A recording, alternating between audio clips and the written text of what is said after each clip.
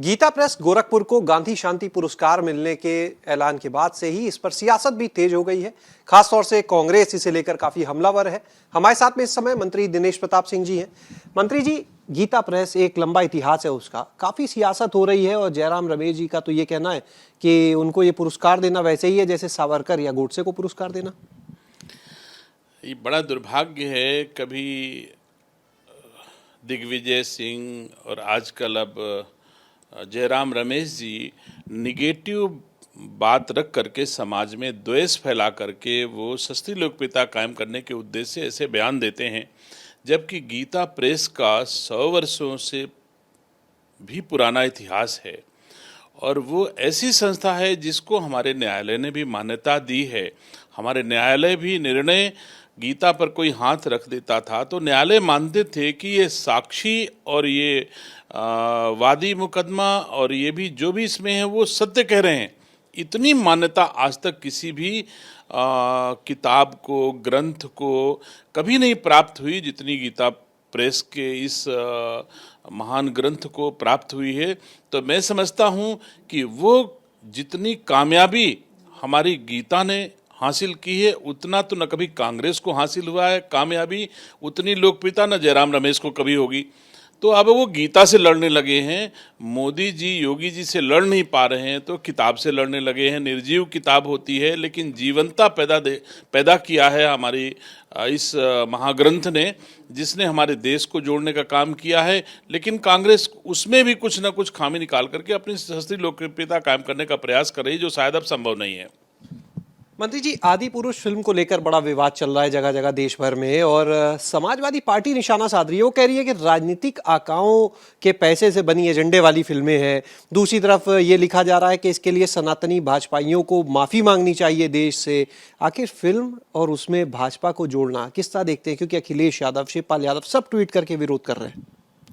देखिए, ये समाजवादी पार्टी के नेताओं को जनता ने नकार दिया है और नकारने के कारण इनके भीतर हताशा है और उस हताशा में ऐसे बयान दे रहे हैं जबकि उनको सकारात्मक विपक्ष के रोल को अदा करना चाहिए। अगर जनता के हित के खिलाफ कहीं सरकार काम कर रही हो तो उन बातों को समाज में उठाना चाहिए जो वो दायित्वों का निर्वहन नहीं कर रहे हैं।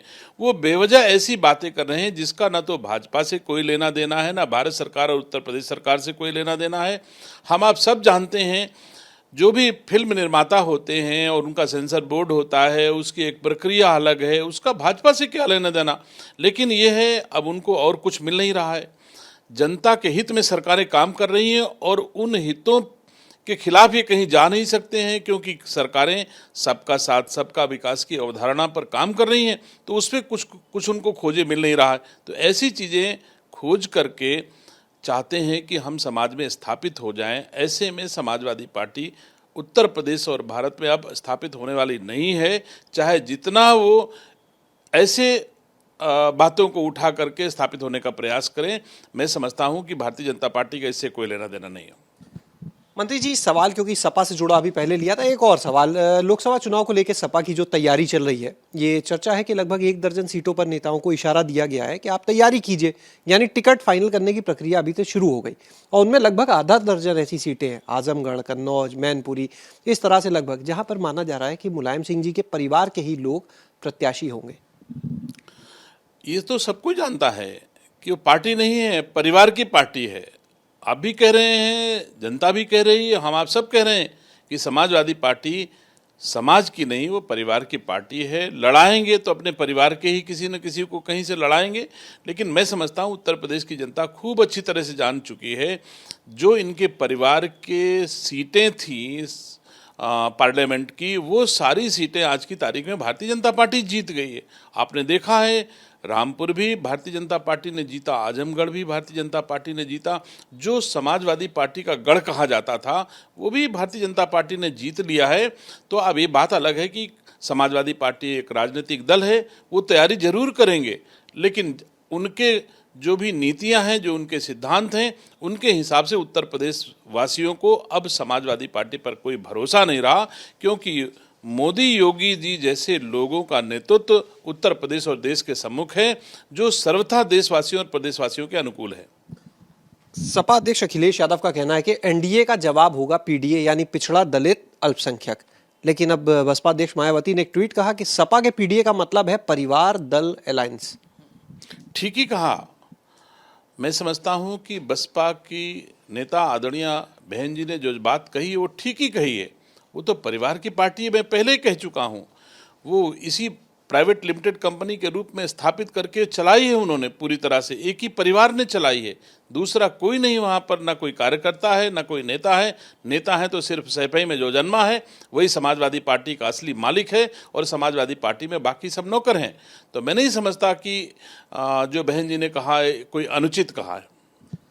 कांग्रेस जो है वो 2024 की तैयारी के लिए अब अपने जो पुराने पूर्व विधायक हैं, पूर्व सांसद हैं, पूर्व विधान परिषद सदस्य, उनको कहीं ना कहीं और पुराने नेताओं को फिर से सक्रिय करने की तरफ दिख रही है कि किस तरह से जो रूठे हैं उनको बना लिया जाए, जो पुराने नेता असक्रिय उन्हें सक्रिय किया जाए। क्या लगता है कितनी कामयाब होगी ये रणनीति? कांग्रेस पार्टी के पुराने नेता, नए नेता और जिनकी खुद की पार्टी है, उनका नाम श्री राहुल गांधी है। वो भी अमेठी से चुनाव हार गए। कैसा प्रयोग कांग्रेस करना चाहती है? मुझे तो नहीं लगता वो करेंगे। एमपीज को, पूरे एमपीज को, एमएलएज को, एमएलसीज को चुनाव लड़ाएंगे। लेकिन मैं समझता हूँ कई बार के सांसद रहे हैं राहुल गांधी, और मैं समझता हूँ उन्हीं की पार्टी मानी जाती है, गांधी परिवार की कांग्रेस पार्टी मानी जाती है। तो जब उनको जनता ने नहीं स्वीकार किया तो मैं समझता हूँ चाहे जिसको लड़ाएं, चाहे विधायक लड़ाएं, चाहे सांसद लड़ाएं, उत्तर प्रदेश में तो कांग्रेस की खाता खुलने वाला नहीं किसी दशा में। बहुत बहुत शुक्रिया बात करने के लिए। तो ये थे हमारे साथ में मंत्री दिनेश प्रताप सिंह। कैमरा सहयोगी जितेंद्र के साथ शैलेश अरोरा, एबीपी गंगा, लखनऊ।